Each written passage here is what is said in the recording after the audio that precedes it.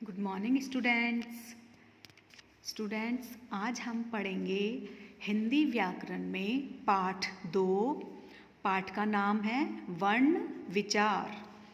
वर्ण मतलब जब हम अ से अनार से ज्ञ से ज्ञानी तक जो भी हम वर्ण बोलते हैं ना, उसे कहते हैं वर्ण। इस पाठ में हम उन वर्णों के बारे में समझेंगे। वर्ण क्या है, कैसे होते हैं और कितने होते हैं। तो बच्चों, आपने समझा कि हम बात दूसरों को बोलकर या लिखकर भाषा के माध्यम से बतलाते हैं। पहले पार्ट में हमने क्या सीखा? भाषा के बारे में, कि हम अपनी बात सामने वाले को बोलकर और लिखकर समझाते हैं और दूसरों की बात सुनकर और पढ़कर समझते हैं। बोलना हमारे जीवन का अभिन्न अंग है, मतलब बहुत महत्वपूर्ण भाग है। हम बोलकर ही हमारे विचार दूसरों तक पहुंचाते हैं। ज़्यादातर जब हम बोलते हैं तब हमारे मुंह से कुछ ध्वनियाँ निकलती है। ध्वनि मतलब आवाज़। इन ध्वनियों के कुछ अर्थ होते हैं जिसके कारण ही एक दूसरे की बात हमारे समझ में आती है। जैसे चित्र में क्या दिया गया है? कमल, आम, मछली। जब हम इनके नाम बोलते हैं तो कुछ ध्वनियाँ निकलती है। जब हम इन तीनों चित्रों के नाम बोलेंगे तो कुछ आवाज़ निकलेगी हमारे मुंह से। जैसे पहले में क्या है? कमल। तो इसको जब हम बोलेंगे कैसे बोलेंगे? क अ म अ ल अ। तो कमल जो शब्द है इन सभी वर्णों से मिलके बना है। तो कमल शब्द से ये ध्वनियाँ जब हम बोलेंगे मुंह से तो ये ध्वनियाँ निकलती है। ठीक है। जैसे है आम। आ किन वर्णों से बना है? आ, म, अ। इन 3 वर्णों से मिलके क्या बना है? आम। ऐसे ही है मछली। म, अ, छ, ली, ई। तो इन 6 वर्णों से मिलकर क्या बना है? मछली। तो जो भी शब्द हम बोलते हैं किन से मिलके बनते हैं? वर्णों से। ये ध्वनियाँ ही हिंदी भाषा में वर्ण या अक्षर कहलाती है। ये जो दिखाई दे रहे हैं आपको अ से ज्ञ तक, इनको हम वर्ण भी कहते हैं और अक्षर भी कहते हैं। तो हमने क्या सीखा? भाषा की वह सबसे छोटी इकाई जिसके टुकड़े नहीं किए जा सकते हैं वर्ण या अक्षर कहलाती है। मतलब ये जो हम देख रहे हैं ना वर्ण, भाषा जो हम बोलते लिखते हैं उसका सबसे छोटा रूप यही है, अ से ज्ञ तक। इनके और टुकड़े हम नहीं कर सकते, और छोटे ये नहीं हो सकते हैं। आगे हम पढ़ेंगे वर्णमाला। अभी तक हमने वर्णों के बारे में समझा, अ से ज्ञ तक वर्णों के बारे में। अब वर्णमाला क्या है? हिंदी भाषा में प्रचलित वर्णों के व्यवस्थित समूह को वर्णमाला कहते हैं। व्यवस्थित मतलब एक के बाद निश्चित रूप से एक वर्ण, जो उनका निश्चित स्थान है उसी स्थान के अनुसार उनको लिखा और बोला जाता है, वो उसका व्यवस्थित रूप होता है। इसलिए उन्हें क्या कहेंगे? वर्णमाला। वर्णमाला के प्रत्येक वर्ण का क्रम निश्चित होता है। मतलब जो भी वर्ण आएगा, जैसे क, ख, ग, घ, ये इनका क्रम निश्चित होता है। अगर हम आगे पीछे लिख देंगे तो वो गलत होता है और फिर वो वर्णमाला नहीं कहलाएगा। वर्णमाला मतलब वर्णों की माला। तो हमने क्या सीखा? वर्णों के समूह को वर्णमाला कहते हैं। अब वर्णों के भेद। अ से ज्ञ तक जो वर्ण होते हैं उनको हमने 2 भागों में विभाजित किया है। पहला है स्वर, दूसरा व्यंजन। स्वर। स्वर क्या होते हैं?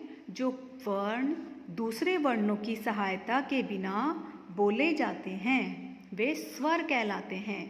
हिंदी वर्णमाला में 11 स्वर होते हैं। जब हम इन वर्णों को बोलेंगे ना तो हमारे मुंह से इन्हीं की आवाज़ आएगी, दूसरे किसी और वर्ण की आवाज़ नहीं आएगी। इसीलिए ये क्या कहलाते हैं? स्वर। अब हम बोल के देखेंगे। अ, आ, ई, उ, री, ए, आई, औ। जब हमने इनको बोला तो अंत में इन्हीं की आवाज़ आ रही है, कोई और अलग से वर्ण की आवाज़ नहीं आ रही है। तो हमने क्या समझा इससे? स्वर जो वर्ण होते हैं उनको बोलने के लिए किन्हीं दूसरे वर्णों की सहायता की आवश्यकता नहीं होती है।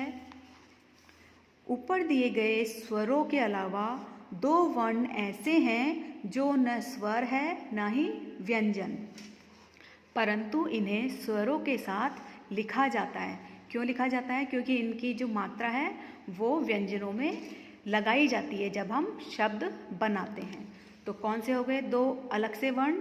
अंग और अह। इससे अनुस्वार बोलेंगे और इसे बोलेंगे विसर्ग। तो फर्स्ट पॉइंट हमने पढ़ा स्वर। आगे हम पढ़ेंगे व्यंजन। जो वर्ण स्वरों की सहायता से बोले जाते हैं वे व्यंजन कहलाते हैं। हिंदी वर्णमाला में व्यंजनों की संख्या 33 है। तो व्यंजन वर्ण कौन कौन से हैं? क, ख, ग, घ, अड़, च, छ, ज, झ, य, ट, ठ, ड, ढ, अण, त, थ, द, ध, न, प, फ, ब, भ, म, य, र, ल, व, श, श, स है। तो हमने ये सब अभी जो बोले क्या है ये? व्यंजन। जब हम इनको बोलेंगे तो लास्ट में अ की आवाज़ आती है, जैसे क, ट, थ, अ की आवाज़ आ रही है। तो व्यंजन किसकी सहायता से बोले जाते हैं? स्वरों की सहायता से। जब हम इन व्यंजनों को बोलेंगे लास्ट में अ की आवाज़ आती है। ये सभी व्यंजन आधे होते हैं, मतलब जैसे इनके नीचे ऐसे इस तरह की रेखा होती है, उसे बोलते हैं हलंत। ये सभी आधे होते हैं। जब हम इसमें अ को मिला देते हैं तो ये सब इस तरह पूरे बन जाते हैं और इनका ये हलंत हट जाता है। तो व्यंजनों को बोलने के लिए या लिखने के लिए स्वर की सहायता ली जाती है। आगे हम पढ़ेंगे हिंदी वर्णमाला में 4 व्यंजन ऐसे हैं जो 2 व्यंजनों से मिलने से बनते हैं। अभी तक हमने इन व्यंजनों के बारे में पढ़ा था। ये अ मिलाकर बनते हैं, अ स्वर को मिलाएंगे इनमें तब बनेंगे। लेकिन बाकी की जो बचे हुए व्यंजन हैं श्र, त्र, ज्ञ, श्र, अक्ष, त्र, ज्ञ, श्र, ये 2 अलग अलग व्यंजनों से मिलकर बनते हैं। इनकी संख्या 4 है। जैसे क, क्ष, तो क्या बन गया? अक्ष। अक्ष से शब्द क्या बना? क्षत्रिय, कक्षा। फिर है त्र। त्र किससे मिलके बनता है? आधा त और र, त्र। त्र से त्रिशूल, चित्र, पत्र। आगे है ज्ञ, ज और य। ज और य मिलके बनता है ज्ञ। ज्ञान, विज्ञान, ज्ञानी। फिर है श्र। श और र, इन दोनों को मिलाने से क्या बना?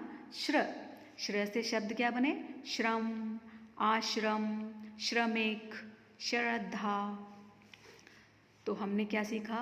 2 व्यंजनों से मिलकर बने व्यंजन संयुक्त व्यंजन कहलाते हैं। तो ये चारों क्या है? संयुक्त व्यंजन। तो हमने क्या सीखा? हिंदी वर्णमाला में 52 वर्ण होते हैं, अ से ज्ञ तक। इसमें से 11 कितने? 11 क्या है? स्वर। 33 क्या है? व्यंजन। और 2 क्या है? अयोगवाह। 3 है अंग, अह और इसे क्या बोलते हैं? अनुनासिक। ये तीनों क्या है? अयोगवाह। फिर जो 4 बच गए संयुक्त व्यंजन श्र, त्र, ज्ञ, श्र। श्र, त्र, ज्ञ, श्र। इन सबको जब हम टोटल करेंगे तो क्या बनेगा, टोटल कितने आएंगे 52, 52। तो हिंदी वर्णमाला में कितने होते हैं वर्ण, 52। तो बच्चों इस पाठ से हमने क्या सीखा, आओ दोहराएं। पहला है भाषा की सबसे छोटी इकाई जिसके टुकड़े नहीं किए जा सकते हैं वर्ण या अक्षर कहलाती है। वर्ण या अक्षर का मतलब एक ही बात है। हिंदी वर्णमाला में वर्ण के 2 रूप होते हैं। कौन से हैं 2 रूप, स्वर और व्यंजन। जो वर्ण दूसरे वर्णों की सहायता के बिना बोले जाते हैं वे स्वर कहलाते हैं। जो वर्ण स्वरों की सहायता से बोले जाते हैं वे व्यंजन कहलाते हैं। वर्णों के समूह को वर्णमाला कहते हैं और 2 व्यंजनों से मिलकर बने व्यंजन संयुक्त व्यंजन कहलाते हैं। तो बच्चों पाठ 2 में हमने क्या सीखा, वर्णों के बारे में। वर्ण क्या है, कितने होते हैं, वर्णमाला क्या है, वर्णों को कितने भागों में बांटा गया है, स्वर और व्यंजन। स्वर 11 होते हैं, व्यंजन 33 होते हैं और 4 क्या होते हैं, संयुक्त व्यंजन। और इनके अलावा 3 जो अलग से वर्ण होते हैं वह होते हैं अयोगवाह। तो पूरी वर्णमाला में कितने वर्ण होते हैं, 52, 52। तो हमारा चैप्टर 2 कंप्लीट हो गया है।